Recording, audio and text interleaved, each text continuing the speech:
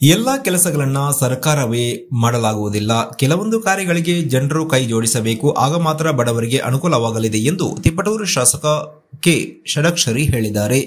Doctor Sridhar ಅನ್ನದಾಸೋಹದ ಕಾರ್ಯಕ್ರಮವನ್ನು ಉದ್ಘಾಟನೆ ಮಾಡಿ ಮಾತನಾಡಿದ ಅವರು, ತಿಪಟೂರಲ್ಲಿ ಮಿನಿ ವಿಧಾನಸೌಧ, ಸಾರ್ವಜನಿಕ ಆಸ್ಪತ್ರೆ, ಎಲ್ಲ ಕಚೇರಿಗಳ ಜಾಗ ಹತ್ತಿರವಿದ್ದು ದೂರದ ಹಳ್ಳಿಗಳಿಂದ ಆಗಮಿಸುವ ರೈತ ಕಾರ್ಮಿಕರು ಮಧ್ಯಾಹ್ನದ ಅನ್ನದಾಸೋಹದಿಂದ ಅನುಕೂಲವಾಗುತ್ತೆ. ಇಂತಹ ಪುಣ್ಯ ಕಾರ್ಯದಲ್ಲಿ ರಾಜಕಾರಣಿಗಳನ್ನ ಸೇರಿಸಿಕೊಳ್ಳಬೇಡಿ. ರಾಜಕಾರಣಿಗಳು ಮುಂದೆ ಬಂದರೆ ಇಂತಹ ಒಳ್ಳೆಯ ಕೆಲಸಗಳನ್ನ ಕೆಡಿಸಿಬಿಡುತ್ತಾರೆ ಎಂದು ಹೇಳಿದರು.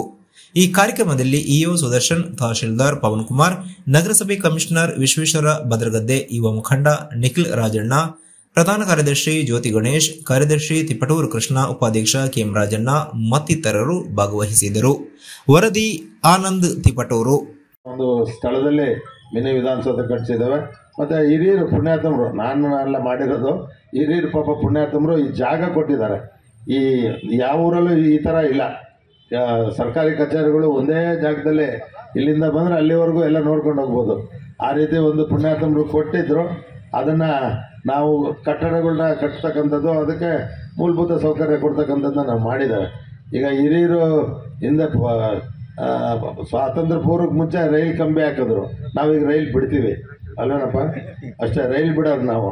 ಸೊ ಅದರಿಂದ ಎಲ್ಲ ಹಾಕ್ಕೊಟ್ಟಿದ್ದಾರೆ ನಮಗೆ. ಇದನ್ನು ನಾವು ಮೂಲಭೂತ ಸೌಕರ್ಯಗಳ ಕೊಟ್ಟು ಮಾಡ್ತಕ್ಕಂಥ ಕೆಲಸವನ್ನು ಮಾಡಬೇಕು ಅಂತಕ್ಕಂಥ ದೃಷ್ಟಿಯಿಂದ ಚರ್ಚೆ ಆಯಿತು, ಎಲ್ಲಿ ಮಾಡೋದು, ಹೇಗೆ ಮಾಡೋದು ಅಂತ. ಜಾಗನ ಹುಡುಕ್ತಾ ಇದ್ರು. ನಾನು ಸ್ವಲ್ಪ ಎಲ್ಲ ಹುಷಾರಾಗಿ ಕಣ್ಣಾಡಿಸ್ತೀನಿ. ನನಗೆ ಹಿಂದೂ 2 ಕಣ್ಣಿದೆ, ಮುಂದೆ 2 ಕಣ್ಣಿದೆ. ಸೊ ಇದನ್ನು ನೋಡ್ಕೊಂಡೇ ಇದ್ದೆ. ಇದು ಗಿಡ ಬೆಳೆದ್ಬಿಟ್ಟಿತ್ತು. ಆ ಕಡೆದು ಕ್ಲೀನ್ ಮಾಡಿಸಿದ್ದೆ. ಆವಾಗಲೇ ಇದನ್ನು ಮಾಡಿಸೋದಲ್ವ ಅಂತಿದ್ದೆ. ಈಗ ಮಾಡಿಸ್ಕೊಟ್ಟಿದ್ದೀವಿ. ದಯಮಾಡಿ ಇದನ್ನು ಅರ್ಜಿ ಹಾಕ್ಬೇಡ್ರಿ, ದಯಮಾಡಿ. ಯಾಕೆಂದರೆ ನೋಡಿ, ಅಲ್ಲಿ ಕಲ್ಲೇಶ್ವರ ದೇವಸ್ಥಾನದಲ್ಲಿ ನಾನು ಸುಮ್ಮನಿದ್ದೆ. ಆ VL ಶಾಪ್ನವ್ರು ಸುಮ್ಮನಿನಾರ್ದೆ, ಲೇ ನಿಮ್ಮ ಮಂದೇವ್ರ ಕಣೋ, ಇದೇನಾರ ಮಾಡಿ ಜೀರ್ಣೋದ್ಧಾರ ಮಾಡೋದು. ಜೀರ್ಣೋದ್ಧಾರ ಮಾಡ್ಬೇಕಾರೆ ಬಹುಶಃ ನಾವು ಚಿಕ್ಕಂದಿನಲ್ಲಿ ಅಯ್ಯಪ್ಪ ಸ್ವಾಮಿ ದೇವಸ್ಥಾನ ಇಲ್ಲಿ ಇರಲಿಲ್ಲ. ಅಯ್ಯಪ್ಪ ಸ್ವಾಮಿನೇ ಬಂದಿರಲಿಲ್ಲ ನಮ್ಮೂರಿಗೆ. ಈಗ ಬಂದರು ಅಯ್ಯಪ್ಪ ಸ್ವಾಮಿಯವರು. ನಮಗೂ ದೇವರು, ಗುರುಗಳು, ಹಿರಿಯರು ಅಂದರೆ ಭಯ ಭಕ್ತಿ ಇದೆ. ಆ ದೇವಸ್ಥಾನ ಪೂಜೆ ಮಾಡ್ತಿದ್ರು. ನೋಡ್ರಪ್ಪ, ಈಗ ಇಲ್ಲಿ ಕಟ್ಟಡ ಮಾಡಬೇಕಾಗ್ತದೆ. ಸುಮಾರು 2.5 ಕೋಟಿ ರೂಪಾಯಿನ ಕಟ್ಟಡ ಮಾಡ್ತಿದ್ದೀವಿ, ಅಷ್ಟು ಮಾತ್ರ. ಅದಕ್ಕೆ ಬೇರೆ ಪರ್ಯಾಯ ವ್ಯವಸ್ಥೆ ಎಲ್ಲರೂ ಮಾಡ್ಕೊಳ್ಳಿ ಹಿಂದೆ. ಆವಾಗ ಅವ್ರೇನು ಹೇಳಿದ್ರು, ಪಾಪ ಅವ್ರು ತೀರೋಗೋರೆ. ಇಲ್ಲ ಅಣ್ಣ, ನೀವು ಯಾವಾಗ ಹೇಳಿದ್ರು ಅವಾಗ ಖಾಲಿ ಮಾಡಿಕೊಡ್ತೀವಿ, ಪಕ್ಕದಲ್ಲಿ ಒಂದು ಸ್ವಲ್ಪ ಜಾಗ ಕೊಡಿ ಅಂತ ಕೇಳಿದರು. ಆಮೇಲೆ ನಂದಲ್ಲಪ್ಪ, ನಾನು ಕೊಡೋಕ್ಕಾಗೋದಿಲ್ಲ, ಸರ್ಕಾರದ್ದು ಮುಜರಾ ಇದು, ಅದನ್ನು ತಹಸೀಲ್ದಾರ್ರಿಗೆ ಅರ್ಜಿ ಕೊಡಿ ಅಂತೇಳಿ ಹೇಳಿದೆ. ತಹಸೀಲ್ದಾರ್ರಿಗೆ ಅರ್ಜಿ ಕೊಟ್ಟಾಗ ಬರೆದು ಕೊಟ್ಟಿದ್ದಾರೆ ಅಲ್ವೇನ್ರಿ. ನಾವು ಇದನ್ನು ತಾತ್ಕಾಲಿಕವಾಗಿ ಇದು ಮಾಡ್ಕೊತೀವಿ, ನೀವು ಕಟ್ಟಡ ಬಂದಾಗ ನಾವು ಖಾಲಿ ಮಾಡಿಕೊಡ್ತೀವಿ ಅಂತ. ಮತ್ತು ಏನೋ ಹುಟ್ಟಿದ ಊರು, ನಾನು ಇಲ್ಲಿ ಬೆಳೆದವನು. ಊರು ನಮ್ಮದೇ ಕಲ್ಲಗಡಂಪಳ್ಳ. ಇವರೆಲ್ಲ ಮೈಸೂರಿಂದ ಬಂದರು. ನಮ್ಮನ್ನು ಆಚೆಗಾಗಿ ಇವರಿಲ್ಲಿ ಜಾಂಡ ಊರು ಬಿಟ್ಟರು.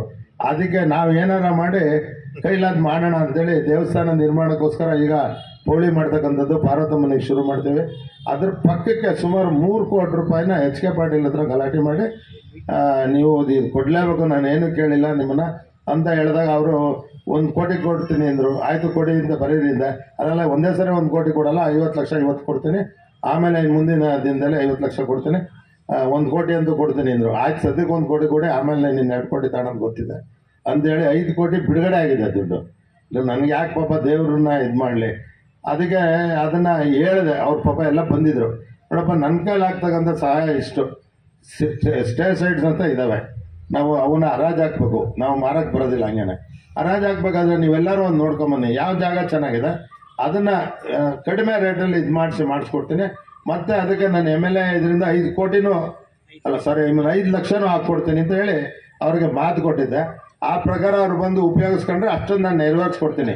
ನಾನು ಯಾವತ್ತೂ ನುಡಿಯೋದಿಲ್ಲ, ನುಡಿದಂತೆ ನಡೀತೀನಿ. ಅದಕ್ಕೋಸ್ಕರ ಅವರು ಈಗ ಅಧಿಕಾರಿಗಳಿಗೆ ಸಂಬಂಧಪಟ್ಟಿದ್ದು. ನಾನು ಒಂದು ಸಣ್ಣ ಉದಾಹರಣೆ ಹೇಳ್ತೀನಿ.